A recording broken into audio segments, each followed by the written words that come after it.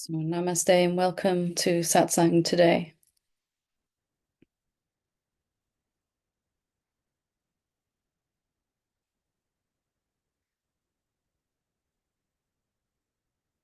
It's really good to be back after the break, and whether your holiday season was restful or not so restful, it's always really, really nice to be back with like-minded beings that value the truth and whose life is for truth and awakening to who we really are. And Satsang is for the recognition of that truth, the direct seeing, the experiential knowing, not just something we've read in a book or seen or heard from someone else. I mean, it starts like that. It starts that we read about or listen about and come to know intellectually, understanding who we really are.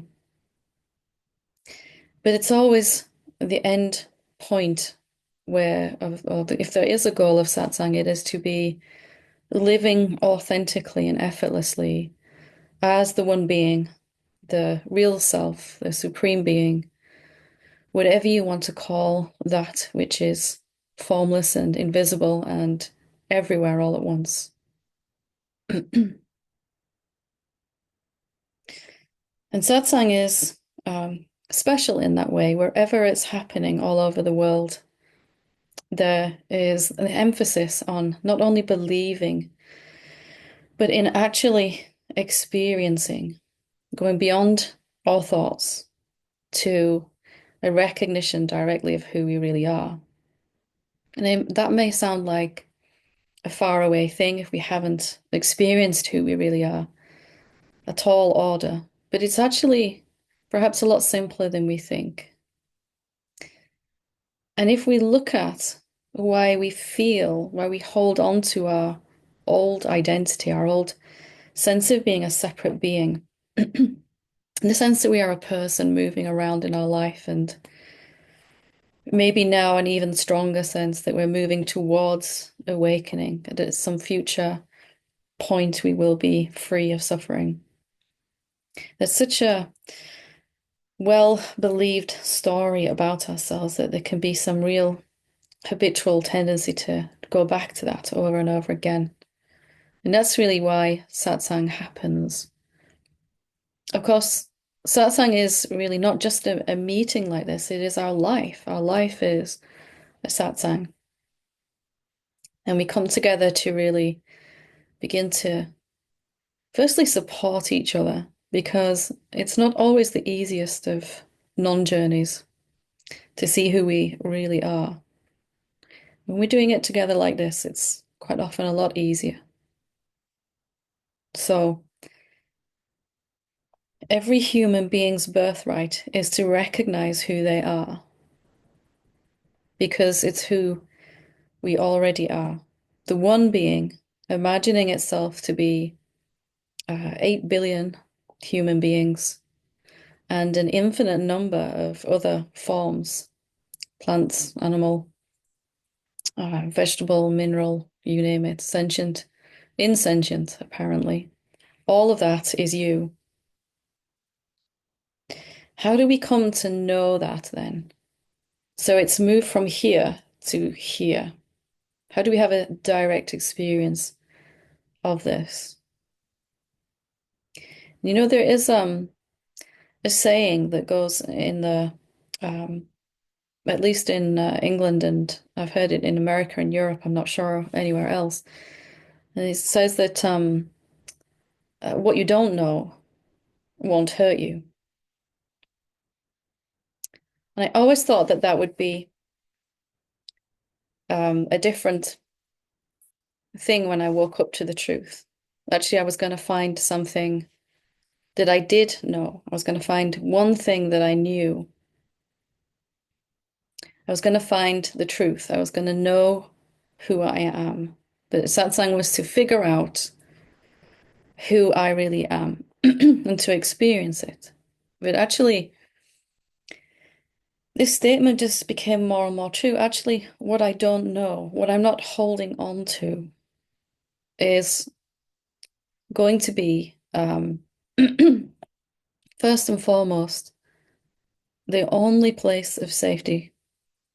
And when I don't know who I really am, then I'm finding this place of peace. There's only going to be uh, stillness, silence, a deep sense of equanimity, and a letting go of who we thought ourselves to be. So only what you do know will hurt you, what you're holding on to, whatever thought position you're holding on to, is what is hurting you because it's keeping this idea alive that we are a separate someone, just a human being only. You are this too, you are this human being as well. But it's perhaps the smallest part of what you really are. So, what is it that you think you know?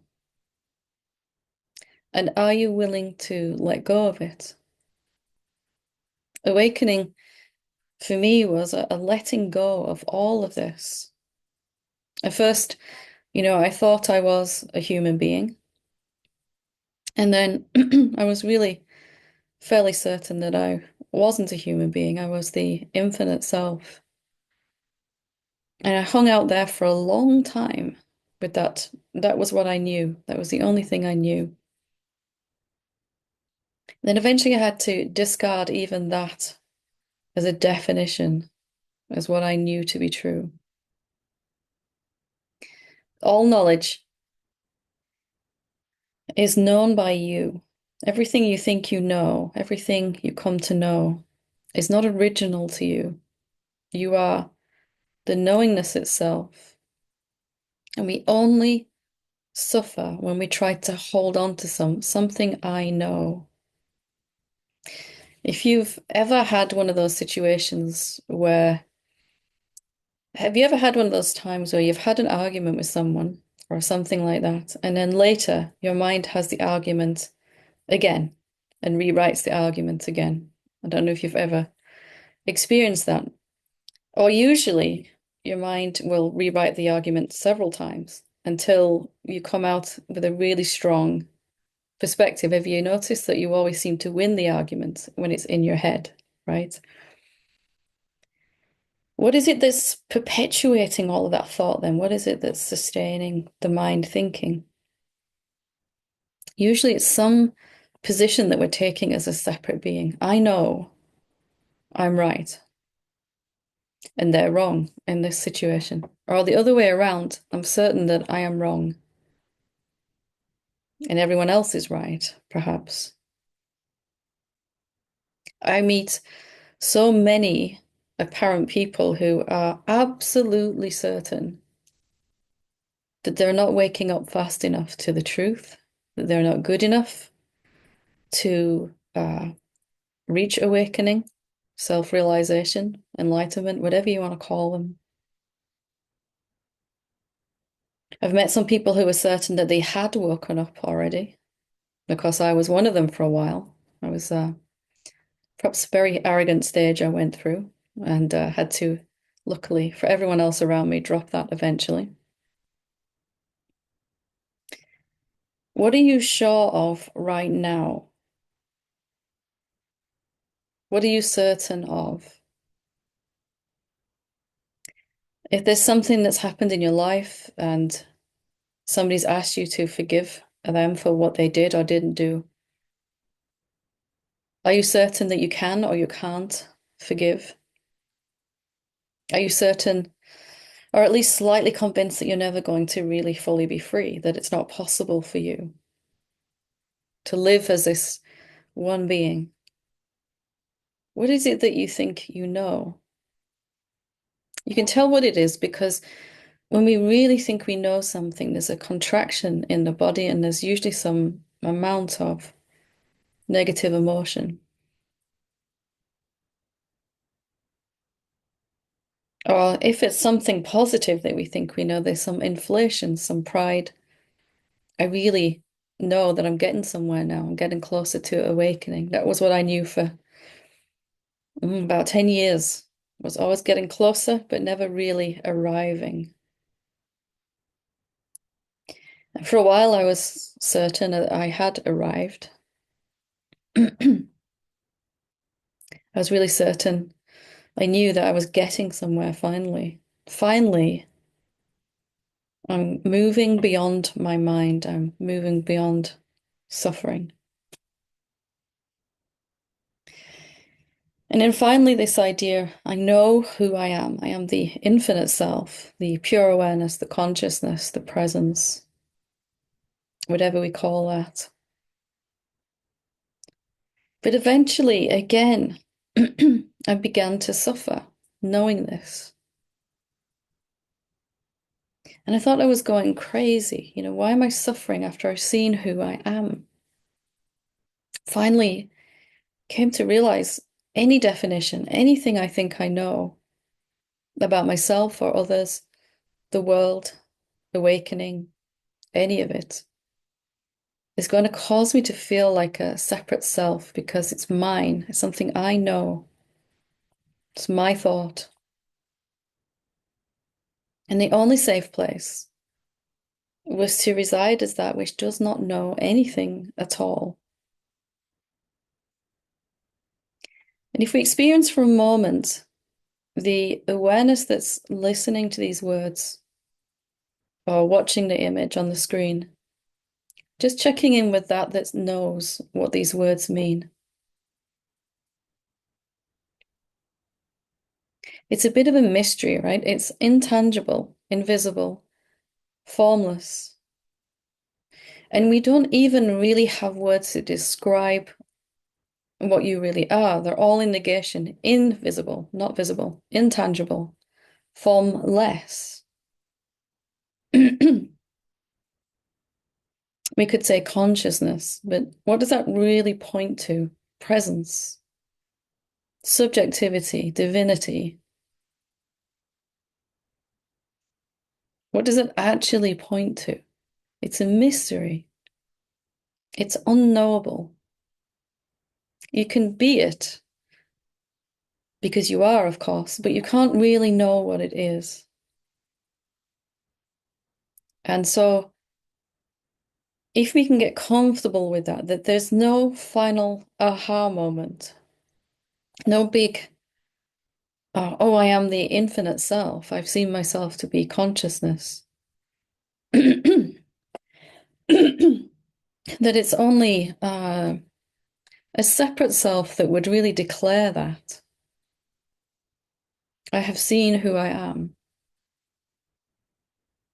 Not that there's anything wrong with saying those words, of course, but eventually they will come with suffering too, because it's still a position that we're holding onto. In a way, we've swapped one definition of being a small, limited, finite being, a human being only, in our belief, to being the infinite being. It's still, in a way, a definition. Those words need to point us to infinite being, to that which is experienceable. I can't find any entity, any person, anything substantial, anything tangible about me.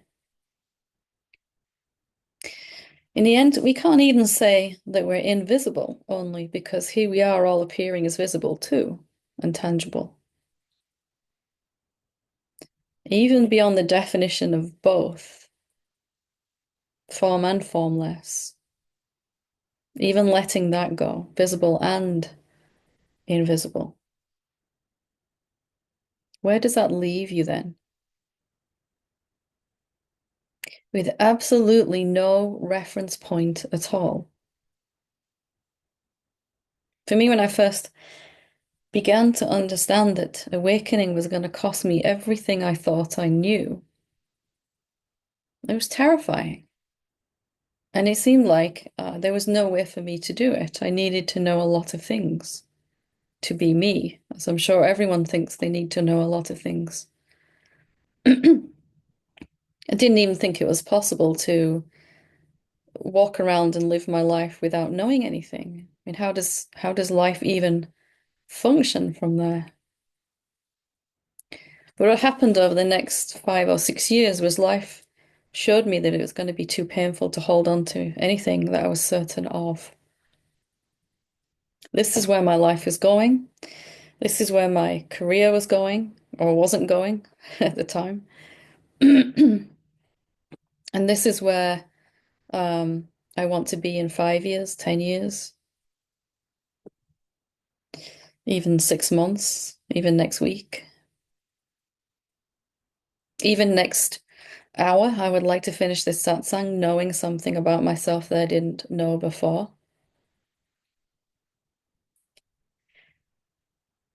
But as these things were, mm, I gave them up, I say these self-definitions, but begrudgingly. Life shows you a belief you have about yourself that becomes very, very painful. And at first, we're like, I don't want to give it. Even though it hurts, I'm going to hold on. As I began to understand this process is about losing all sense of definition, all reference points. This fear emerged about that. There was a great fear. It had been there my whole life, as if I somehow, on some level, knew where this was all finally heading, but not consciously. And that fear eventually began to dissipate into curiosity. Like, can you actually function as a human being when there's nothing in your head and no capacity to keep anything in your head? It pops in there when it's needed and out again. And we're not walking around with this heavy bag of concepts. What I know about myself, which is usually a whole load of negative concepts, right? What I know about other people, which is usually, on average, much more positive. What I know about my awakening, what I know about anything. Are you willing to give all of that up?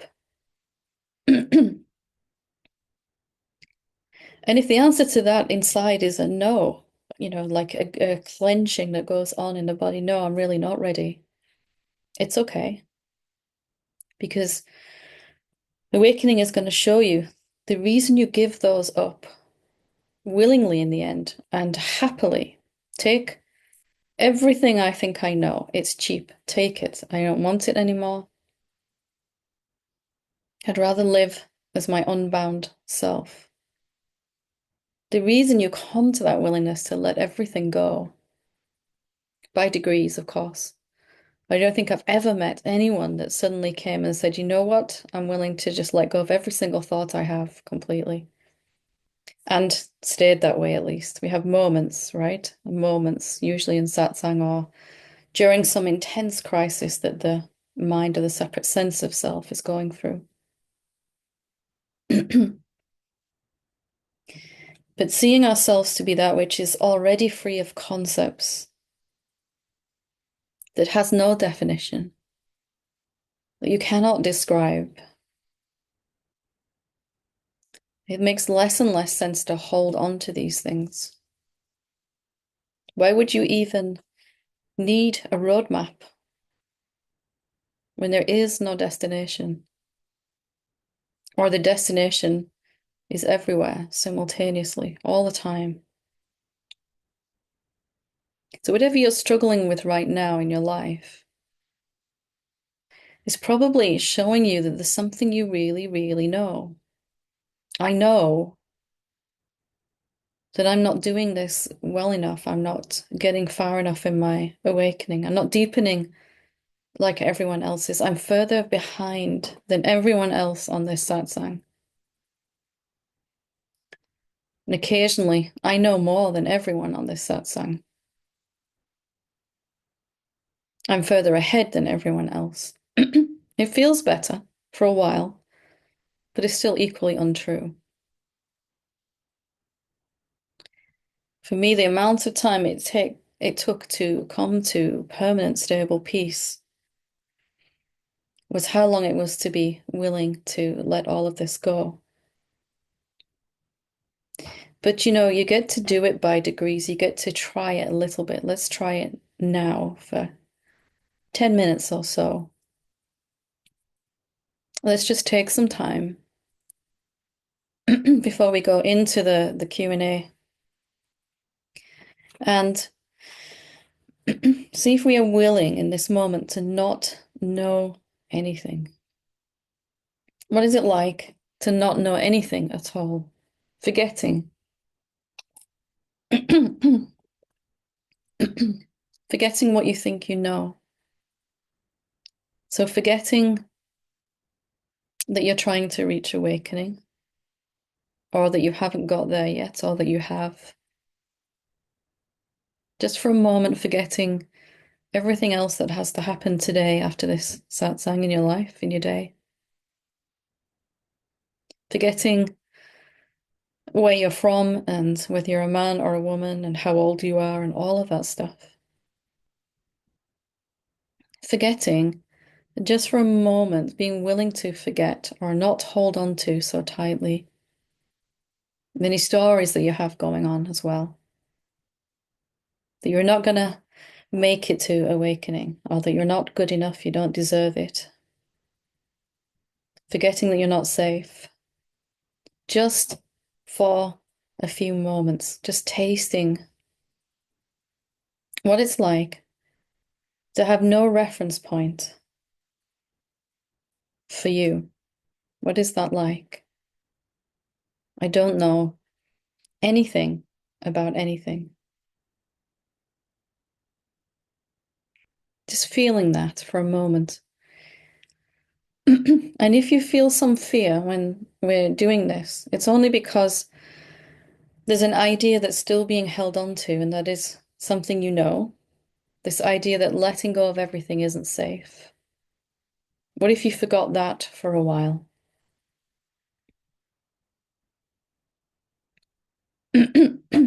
Letting go of your who you think you are isn't dangerous because it's never been who you really are. What you really are is that which is already indescribable and indefinable. So whenever anything pops up in the mind, how do we forget? How do we actively forget? Just by seeing the thought and not holding on to it so much. Recognizing something inside wants to hold on to a sense of familiarity, something that I know, a safety net of thoughts about me and the world. I know this person, this is how they are, says the mind.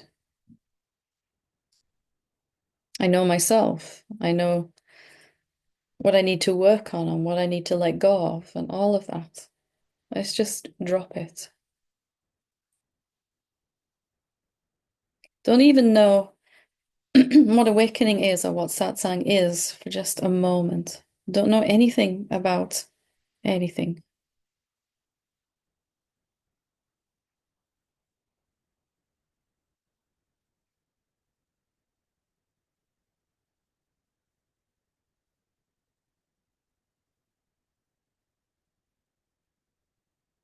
And for as long as you feel comfortable, just anything that pops up, just discarding it. Not pushing away any thoughts, just not holding on. It can come and it can go. This might be very relaxing, or it may make you feel a little uncomfortable, or both.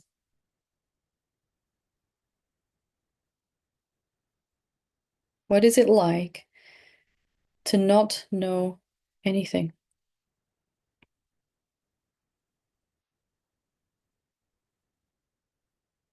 This is how we are in sleep, in deep sleep.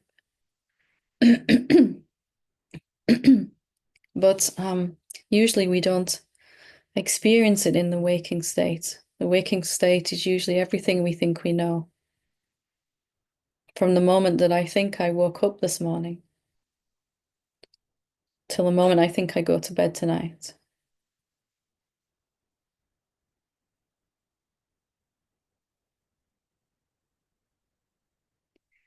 Is all this stuff so valuable anyway? Is it really helping to hold on to all this knowledge? Or is it heavy now, like a burden? And how is your life going with all this knowledge? Is it actually making you safer and happier and more peaceful to have all this stuff in your head? Or is it the other way around?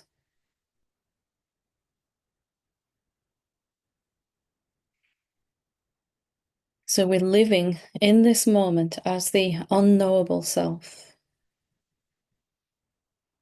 the mystery of you,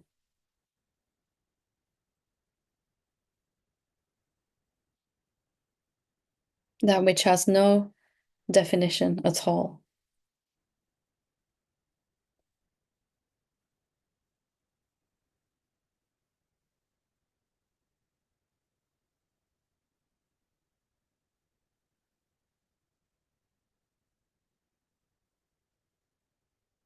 Just tasting this for a moment or two.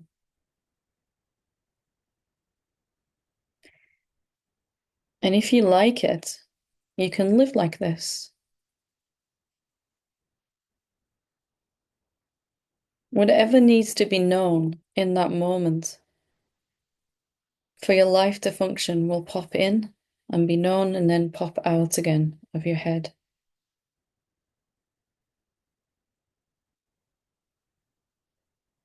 And it will happen by itself, just as it always has been.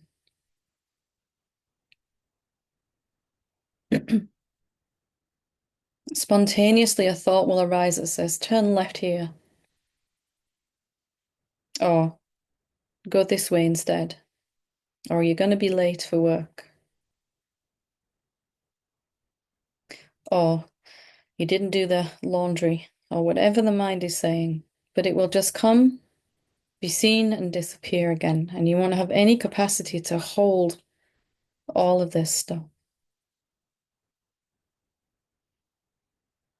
That is the natural, normal state of all human beings. Empty completely of concepts. That which cannot even hold on or let go is you. More like space than a someone. Completely insubstantial.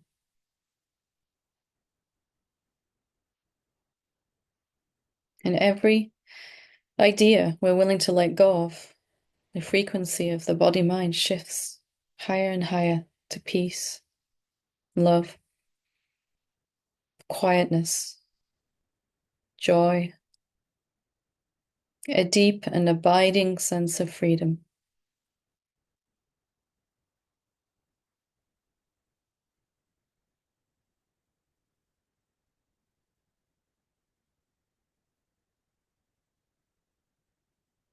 And your body keeps going while you don't know anything. Your heart's still beating, lungs are breathing, everything's still functioning, the world still turns. But inside, it's completely different, totally free, enlightened of all the things we think we know.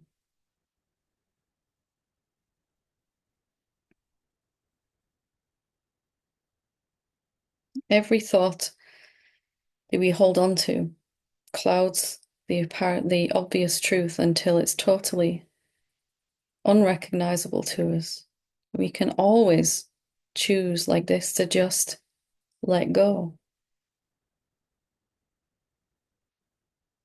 Just a little preference, a little intention to experience your own emptiness, formlessness, that which knows no thing.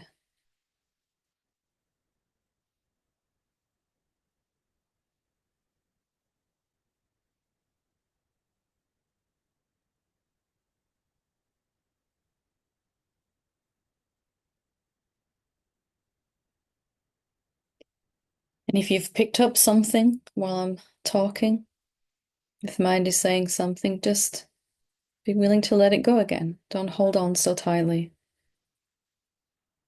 Whatever mind has said, I'm not sure I'm doing this right. I'm really enjoying this. Oh, this isn't working out for me. Let it all come and go and just be here. Living as the unknown.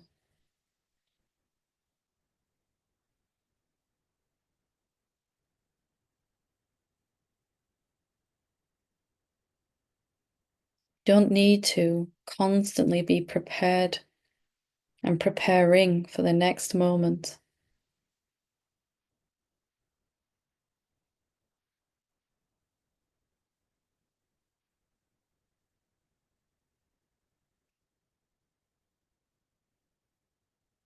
When we're willing to forget what we think we know again and again by choice, like this, choosing to spend time consciously not knowing anything. Begin to enjoy it. And life doesn't have to show us what we're holding on to. Every experience we've ever had that we didn't enjoy was life trying to show us something that we are very certain of. I know this is true. I know I'm not good enough. I'm really certain I'm blocked right now or I can't get what I want. I'm absolutely certain that I'm not safe.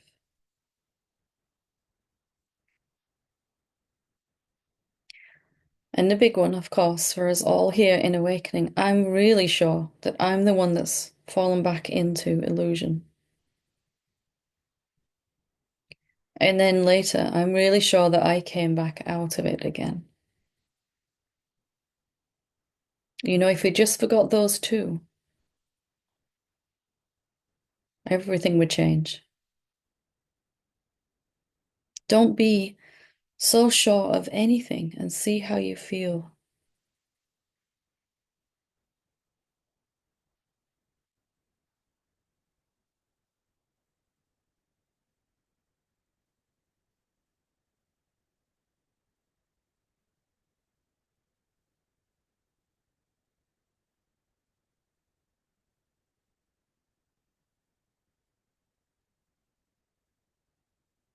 I used to think that awakened beings knew everything, or at least more than I did. I was happy to say that I'm totally wrong about that. I was totally wrong. They're the simplest of beings.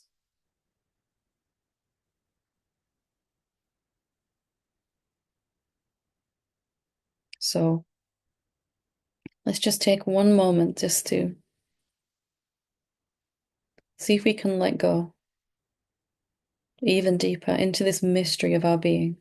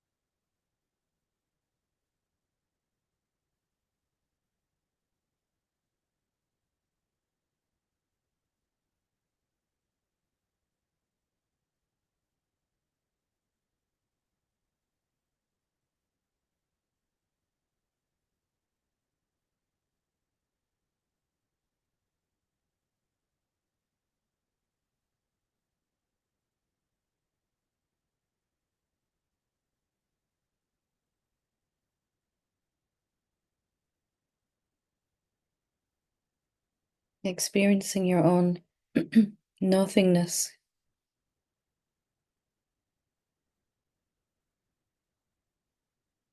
empty and free.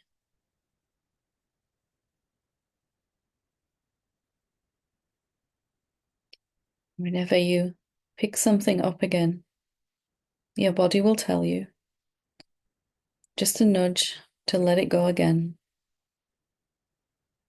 I'm not going to be certain of anything by choice, consciously.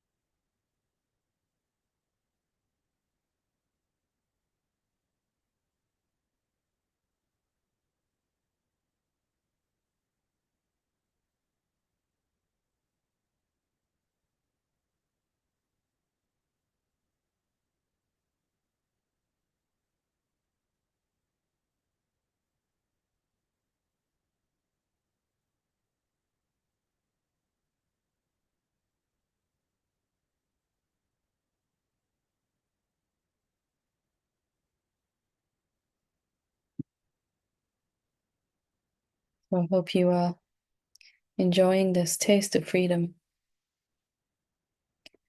And it's up to each one of us, whether it's just a taste or whether it's a way of living. There is no magic secret other than this, that whenever we think we know something, we'll be suffering. And whenever we don't know anything, we'll be free, living free.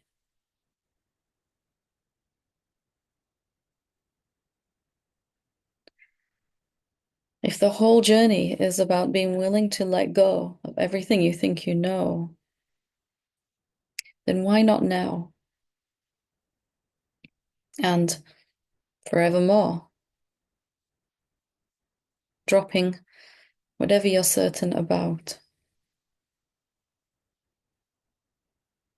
Is it really worth getting to feel a momentary buzz of being a someone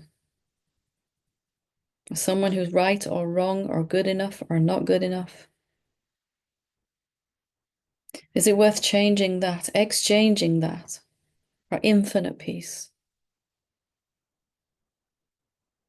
deathlessness, timelessness, infinite abundance, joy, love?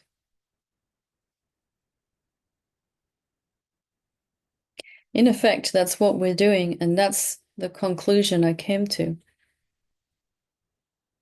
Everything I think I know is cheap compared to what happens when I don't know, how I feel when I don't know. And having tasted it again and again and again, that willingness to let anything go and everything go, it was easy. So just invite you to come back to this as often as you can and want to, and enjoy it. And in the background somewhere, this willingness is growing to let go of any belief and eventually every belief. They're not true about you anyway, so you might as well let them go.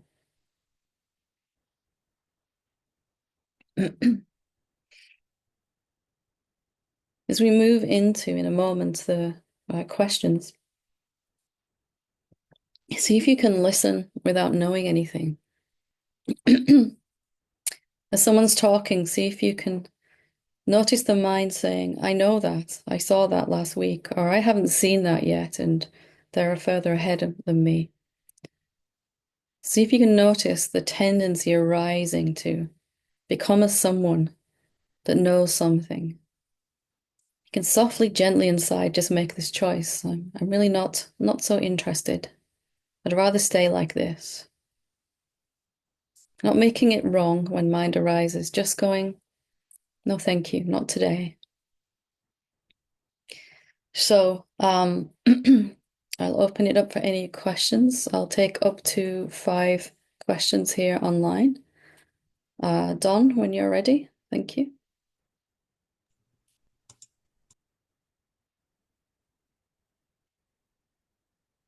Yeah, it's a really good satsang this morning. And I think noticing as working with my parents, and I had a aunt or a cousin die that was taking care of my aunt, and now I've got an aunt who's in her 90s that I'm helping take care of too, and sort of watching people release the body and my own reaction to it, and then realizing that I don't know anything, but I can drop when I drop the wanting.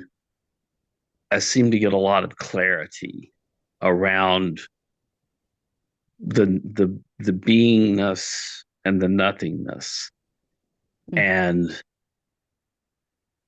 and then I get some sort of simplicity and some appreciation of their journey, and I can drop into the unconditional love. But when I'm really focused on my body and focused on that separation, there's a lot of pain involved in this journey. And then when I can drop that and move into the unknown and just kind of, I think I remember that something about Ram Dass said, that basically all we're all doing here is walking each other home. yeah. And so when I sort of get some serenity from that, and I can be in their presence with a lot of joy. And but whenever there's sort of wanting, or and I've worked with you a lot, and I can understand my parents' perspective a little bit better on what they want. And so, and and if I don't have any wanting, I'm better able to give them that. It's always a very transformative process watching someone leave their body, and it reminds us, of course, that at some point we're going to have to let this stuff go, whether it's today or when the body drops, right? So it kind of helps to remind us of what's really important, and can be very transformative for someone witnessing that happen. Um, and as you pointed to, as soon as you're willing to let go of what you know, the emptiness becomes obvious. It's just obvious. Reality is obvious because we're no longer clouding it, diminishing the life force by believing so many things to be true. In that moment, we've just, okay, I'm just going to see what it's like to know nothing. And it becomes very sweetly addictive in a beautiful way, right? Right. Wonderful. Thank you so much for sharing. Thank you. Thank you. Okay, so we have the 5 now, so no more hands after this. Thank you. Lean, when you're ready. Hi, Helen. Hi. Hi, yeah, just before the satsang started, I felt a lot of like a huge amount of fear coming up, and during the exercise we did, like I felt that it diminished a bit, like in the not knowing, but it's still quite present, um, like a lot of contraction and feeling like I'm suffocated and these kind of feelings.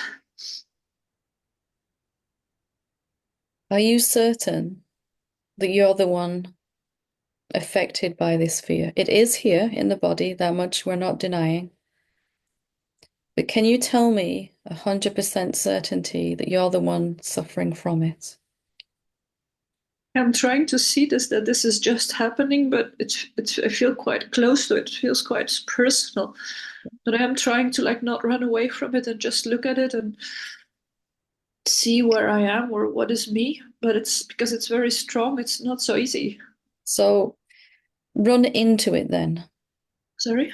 Let's run into it. Let's go into the fear. Go towards the fear.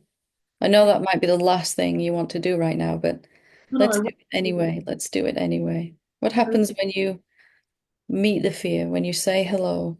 What happens then? Sorry. Sorry, it's just, I don't know why I'm laughing. It's just very funny. Because you met the fear, right? Yeah. I I don't know it know. seems bizarre. Hello, fear. Nice to see you today.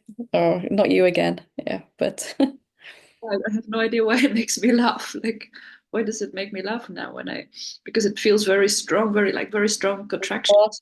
a lot of life force has been used in that moment to resist the fear. So when you say hello to it, suddenly that life force is liberated and there's joy, even while there's fear at the same time, right? Yeah, it's just weird. I still remember the first time I felt bliss and fear at the same time, and I wouldn't have believed it was possible until I experienced it. But here you are.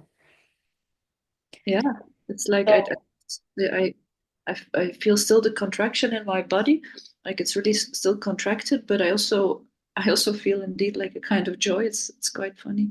because by moving towards the fear, you let go of this certainty that you're the one that's suffering from it. You're the one that's resisting it. You're the one that's at the effect of the fear.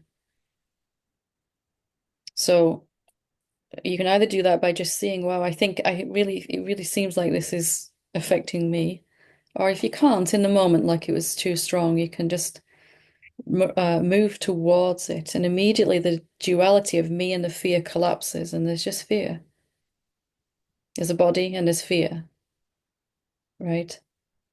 And the someone resisting it has disappeared, apparent someone.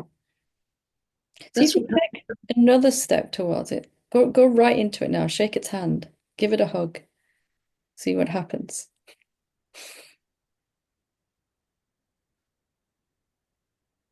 now when you say this, now I feel that the contractions start to like dissolve, Yeah.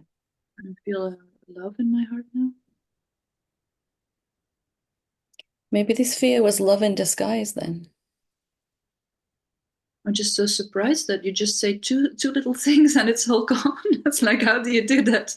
Like you're a kind of magician or something. Only from previous experience. When I resist the fear, it gets stronger and worse because I think I'm a someone. I'm sure I'm someone that's affected by this, right? And the more we resist, the stronger that position is taken. I've got to get rid of this. I've got to do something about it. I can't take it. The moment you go towards it, there's a willingness. What I'm really saying, shake its hand, give it a hug, say hello, is a willingness to actually experience it, which is being the real self, isn't it? Awareness is just being aware of the fear. So whatever it is, just experience again and again, the 100 million times of experiencing, resisting it makes it worse, moving towards it makes it disappear. Yeah, but it's just like it's so simple now the way you showed. It's like I've sometimes like tried to not resist it or sometimes it dissolves, but now it was just so direct and so simple. I wish I could always do it when there's a fear coming up. It's the subtlety of the separate sense of being. It can live for a long time as someone trying to make it, it's trying to make itself disappear, and yet it doesn't really exist. Or it's trying not to resist. Meanwhile, awareness cannot resist. So we have 100,000 subtle ways of recreating a separate person, apparently in our imagination. But the body never lies. The body says, this isn't the truth that you're experiencing right now. So just noticing in that moment, I'm really certain that I'm the one affected by this. It feels overwhelming, feels too much. In the very moment, there's a willingness to close that gap between me and the fear. It collapses, right? And you can feel, wow, I was putting so much energy into resisting this. I didn't notice until I stopped. Yeah. And the body goes, oh, thank goodness. But if I would at another point, if I would experience fear, and then if saying hello to the fear would come from a longing that it disappeared, then it would not happen, because Yeah. then it's always what And comes then in. now it becomes my plan. Every time I feel fear, me, the separate self, I'm going to move towards fear. Yeah. So the awakened being would just be not sure what's going to happen in that moment. They wouldn't know. So there's fear and it's intense. I wonder what's going to happen. In that openness, you can't hold a sense of a separate person together. Let's see what's going to happen. Something like that. There's just no strategy. Yeah. I notice that every time, whenever there's like a kind of wanting something from it or wanting it, it never like has any effect. But then when everything is gone and I don't know and I'm just completely curious, then things change for things. You can take this, even deeper. Next time it comes, see if you can not know that it's fear, How right? do Mine says this is fear. Stamp it with a label. I know what it is. Really, all we can say is some very strong sensations going on in the body. I, See if you can not know that you don't like it either. Mind will be very certain you don't like it, you don't want it, but I'm willing to not hold that one either so loosely. It just becomes clear each time, how am I just maintaining a sense of separation here from the fear? How am I dividing myself into two? That's what sucks. That's what hurts, right? yeah, Not there's the me and actual fear. Me and fear, you're in trouble. Fear, you could end up laughing as well, like you did. yeah, it's really like every time again not knowing and like fear indeed when I look at it, it is just some sensations and sometimes I can see it's completely neutral, these sensations. There's nothing really there, but it's the labeling that makes it then fear and Yeah. makes it not. And the division into two, me and this thing, whatever this thing is different every time, but it could be an emotion or a thought or a pain in the body or some situation in the world. But the amount of energy it costs to actually believe that you're separate, which is the total opposite of reality. That's what really, if we took fear, guilt, shame, anger, apathy, despair, irritation, frustration, they're really labels for how much we're separating ourselves in that moment. The worse the body feels, the more we're really separating ourselves in our imagination. Just even an open question in that moment. How am I maintaining a sense of separation right now? And it will just collapse. You saw how quickly it went, right?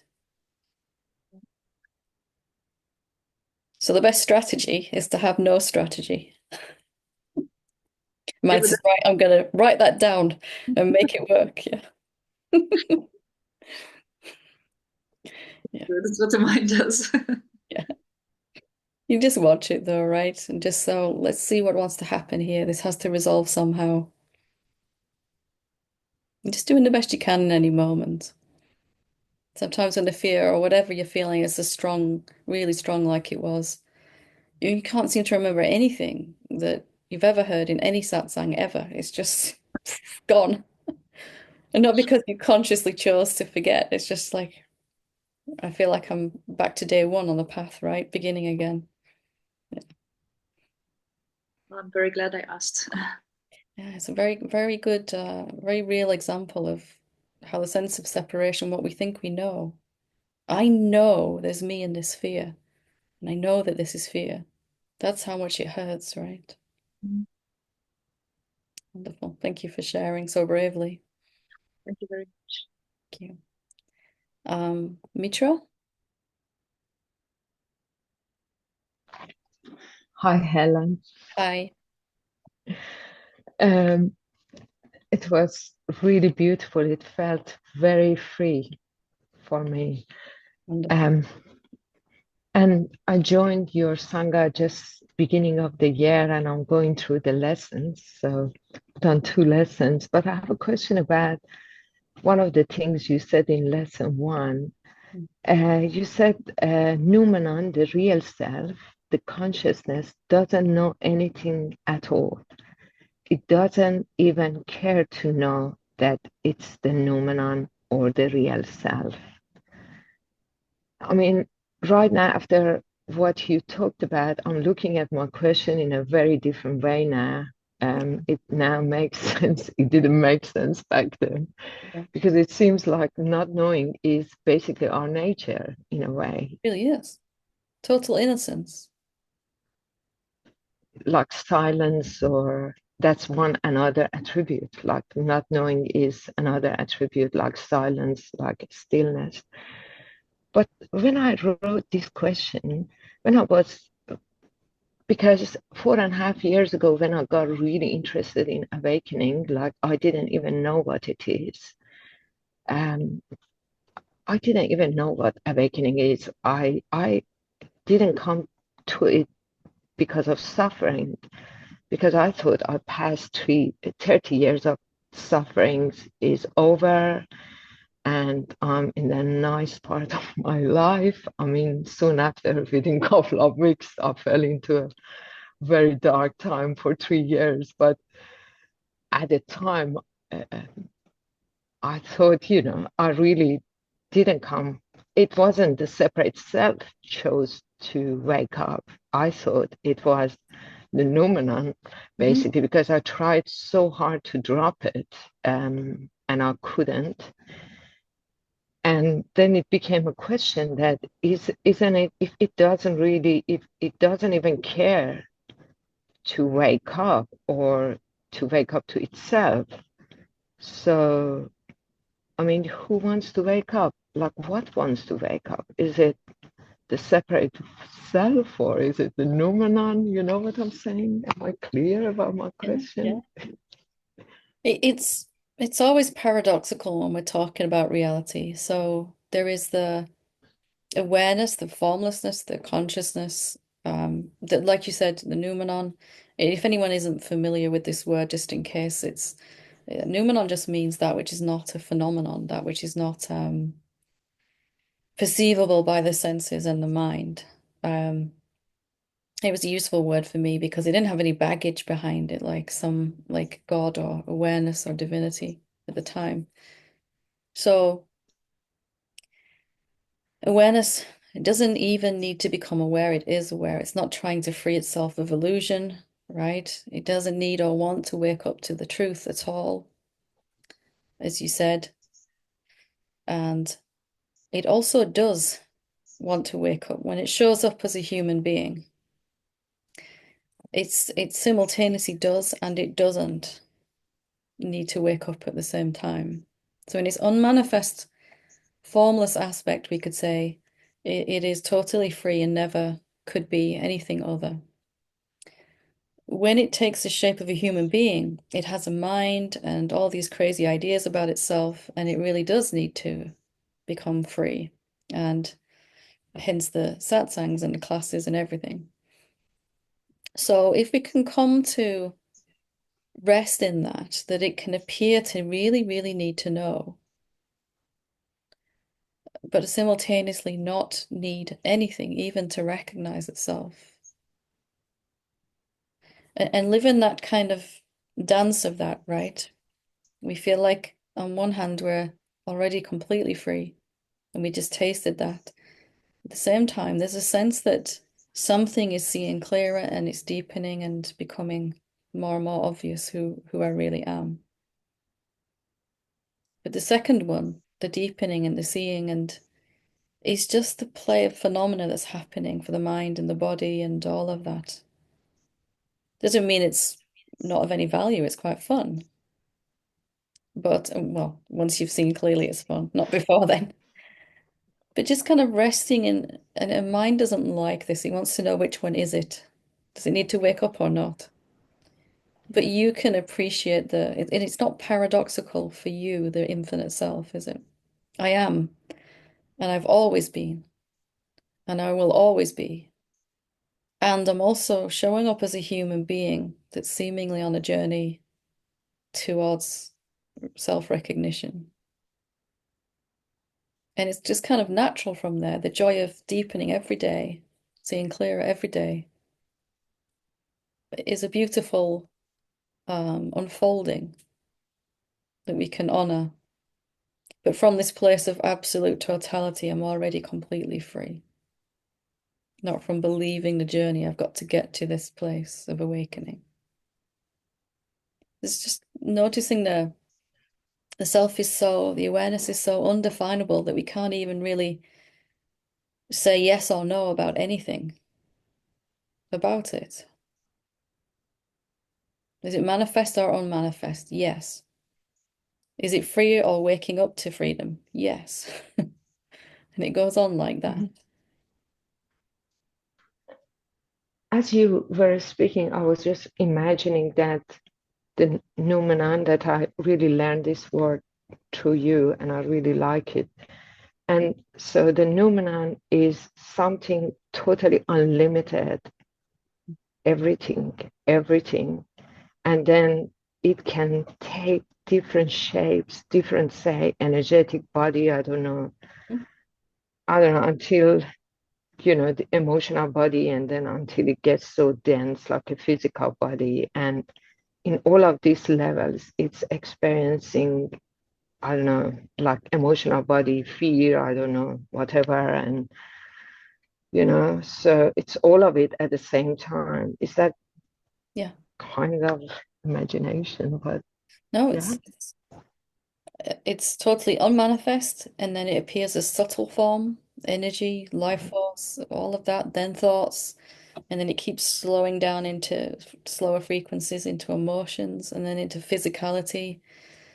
And on one hand, we could say that, there's a manifest aspect of us. On the other hand, not so much. It's all still originally that noumenon, that formless nothingness, looking like an emotion and a physical body and a planet, and in that recognition that the whole of creation manifestation is just um, the formless noumenon or consciousness, presence appearing like a world. You fall back in love with it again, all of it, bit by bit, because a thought isn't a thought anymore, then it's a little piece of me. It's like, wow, look at that. I made that. I made this emotion, and I made this other apparent being and this planet. And, so there's a falling back in love from there, because the noumenon has a great capacity to imagine all of this. We come to celebrate it then. And you have an effect upon it then, upon the manifestation, knowing who you really are. And when it hurts, then, because sometimes it's joyful and sometimes it's hurting, and when it hurts, we just somehow tune out into that formless noumenon, unlimited. Just Something like residing as that. coming to reside as that formless, unlimited being. That's where you hang out and you know yourself to be. And then watching yourself pour out as this manifestation, as all of this, as your own human life unfolding, of course, continuing to unfold, but as all of this. And wherever it hurts, it's only showing us that there's some idea that we've picked up and taken with us, held on to. Whatever the idea is almost doesn't matter. It's just, okay, can I just open up again and come back into this, whatever this is, just resting here. Sorry, I'll just be quick. So when we stay in the not knowing, it's the noumenon basically, I don't know, playing in whatever level it wants, Yeah. in a way. It can imagine itself to be a limited, finite, separate being, or it can know itself to be the infinite, unlimited mystery. And it can also imagine itself to be someone in between those two on a journey towards freedom, everything. And none of those are right or wrong or better or worse. Some just feel better in the body, as we were just experiencing. Mm. Feels better when I don't know anything. But it's preference.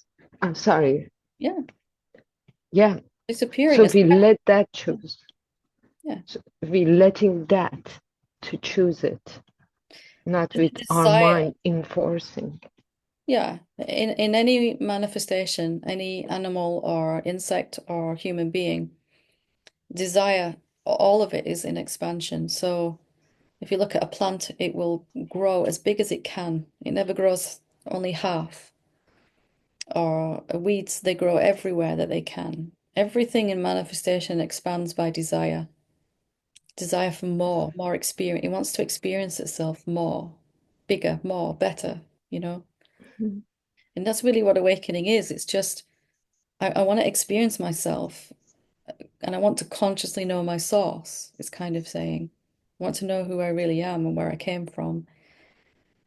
And then even when it sees that, it wants that more. I want to see it more often and I want to see it all the time. And then I want to see it effortlessly. So it's always more, more, more in manifestation. Okay, so nothing wrong with liking, wanting more in a You way. can't stop it. You can't stop it. In the manifestation, if you go out after satsang and you experience something you don't like, a desire is going to arise for what you do want. You can't stop that. It's just going on by itself. But the desires don't belong to a someone. They're really just arising out of the infinite self and have to fulfill themselves then. And when we stay in the not knowing, it freely finds what it desires or what's the next desire or whatever it wants. The desire is really the thought form, the subtle manifestation of it. And then it will come down into emotional manifestation, then physical manifestation. So it's the precursor and it will show up as something physical. It's just happening by itself. Usually we're so busy focused on what we don't want that we Mhm. sculpt it into what we don't want, more of it. So just understanding that process, that manifestation moves by desire, you can kind of work with it more consciously then. Thank you so much. Thank you. Wonderful conversation. Really, really appreciate it. Thank you. Thank you. Elaine,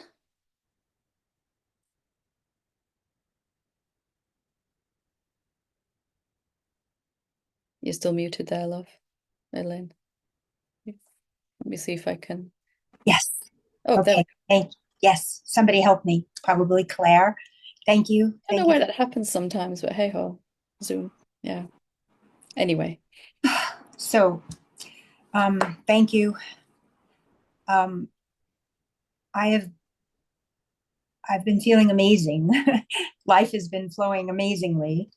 wonderful. And now I'm on this satsang and fear, like terrifying fear of how do I understand this? I know I'm always, it just goes back to like, I'm just trying to figure this out.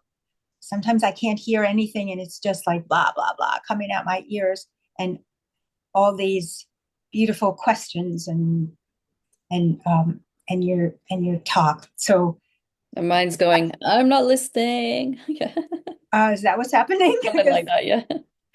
So how, again, mind wants to know how to interface with mind if thoughts are simply not true. How how do we do everything that needs to be done? And I know I've been doing everything that needs to be done, more or less. The noumenon, and yet mind wants to understand how do I play with you? How I don't know how to play with you. I don't know what I don't know.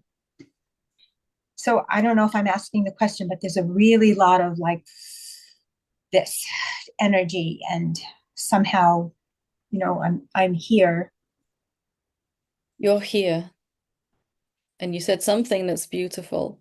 I don't know what I don't know. What is that? Just feeling into that. I don't know what I don't know. What does that feel like? Well, it seems to be on the edge of falling into terror and Mhm. also peace. I don't know what I don't know. Because there's the real self that absolutely doesn't know at all. And a sense of a mind or a remnant of a someone who really, really wants to know. So you might experience both those peace and fear at the same time when we feel into this. Right. What is it? What is it the mind wants to know? What is it? If it had to give me a one-liner here, a one question, it was one sentence, what would mind ask? How to be safe. How to be safe. Okay. How to show up and just be. So I would counter that and say, why are you so sure you're not safe now? So that need to feel safe, the urge to feel safe or feeling unsafe is coming from this sense that I'm not safe, and it's really not safe to make this shift over to not knowing, right? Something like that. Yeah. But is there actually a shift over going on here? Are you going to have to give up everything you know? And I know I said those words at the beginning of the satsang, but they're for the imaginary separate self that really wants to hold on. Can you say Are that you? again? It's okay. It's okay. I had my hands in my ears. Yeah, I know. I can see it. Don't worry. Let me come around a different way. Do you silence, consciousness, awareness? Do you know anything?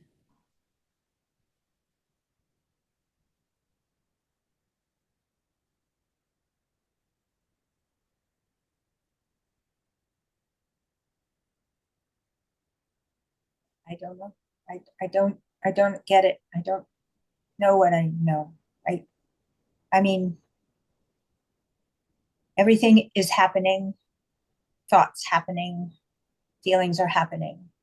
Let's try another way. Let's go in another door number 3. Okie dokie.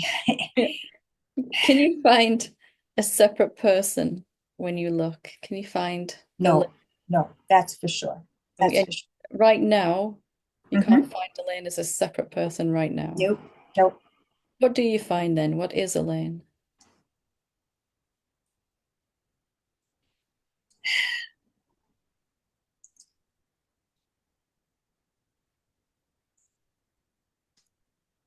It's it's a formless, and it's an infinite no thing, no separate person.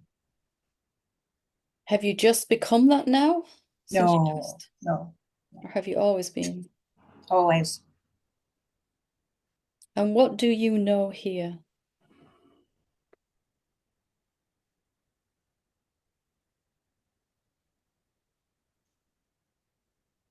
nothing.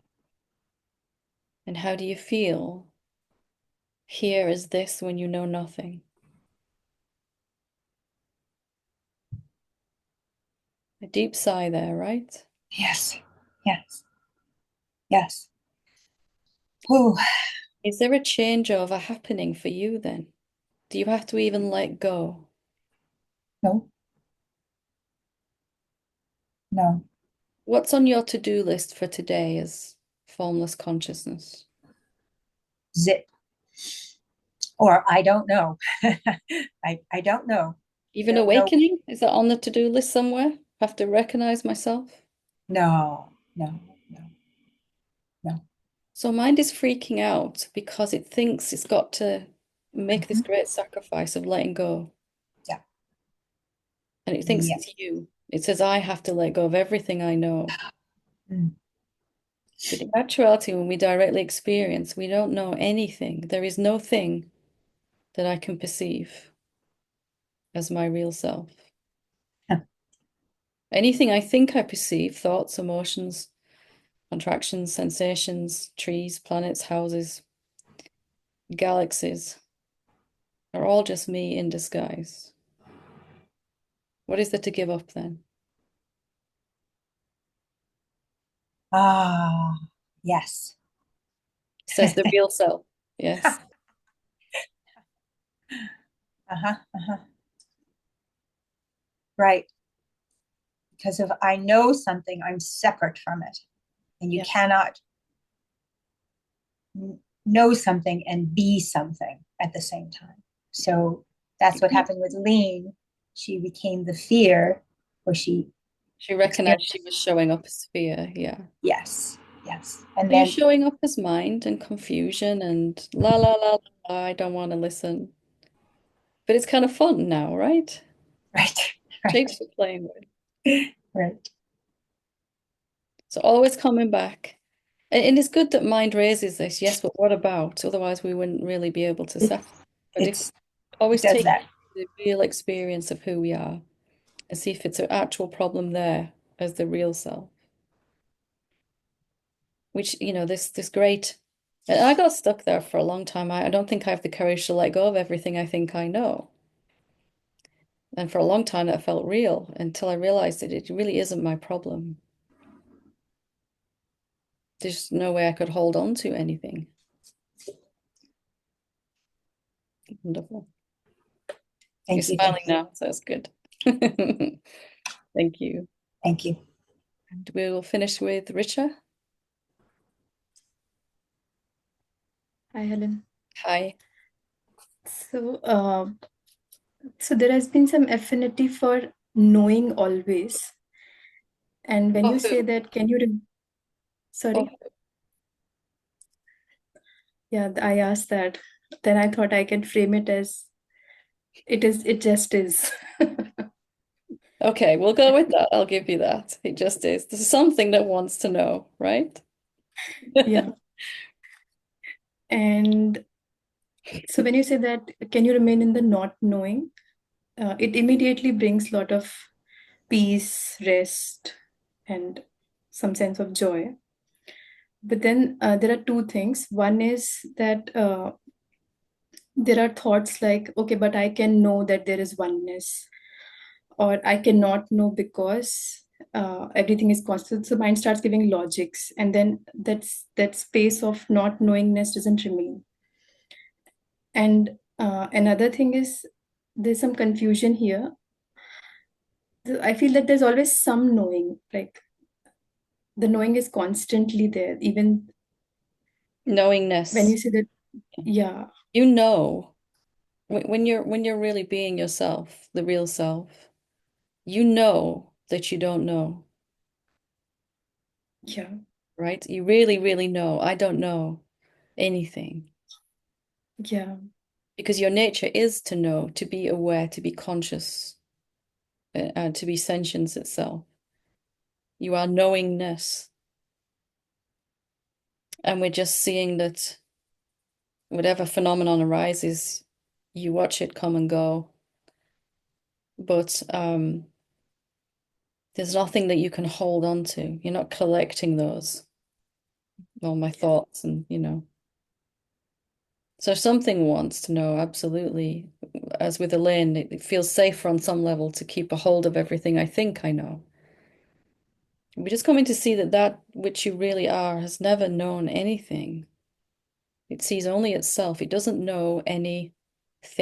It doesn't know any form. It doesn't know any object. Whenever it sees a form or object or phenomenon, it recognizes that's me. And then the whole idea of holding on or letting go, knowing or not knowing is just irrelevant.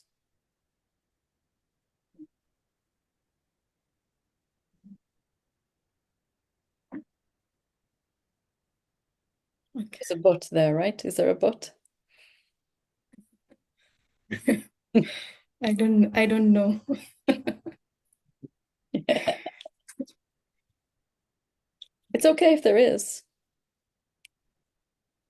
I'm not very clear exactly, but so is it right to say that there is a constant knowing?